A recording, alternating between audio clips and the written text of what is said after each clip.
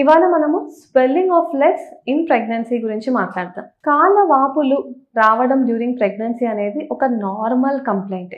కానీ అందులో plus minus రెండు ఉంటాయి. నార్మల్ కంప్లైంట్ అబ్నార్మలా కాదా అనేది ఎలా తెలుసుకుంటాము అని అంటే, ఎప్పుడైనా ఒక వారంలో 2 కేజీల వరకు ఎక్కువగా పెరిగిపోవడం, కాళ్ళ వాపులు చాలా సివియర్గా అయిపోయి మన పాదం ఇలా కూడా కదల్చలేనంత నొప్పిగా ఉండడము, మొహము వాపు రావడము, ఇలాంటివి ఏదన్నా ఉంటే ఖచ్చితంగా వెంటనే డాక్టర్ని కలవాలండి. ఎందుకు అని అంటే, కాళ్ళ వాపులు ఇన్ ప్రెగ్నెన్సీ అనేది నార్మల్ అని చెప్పాను.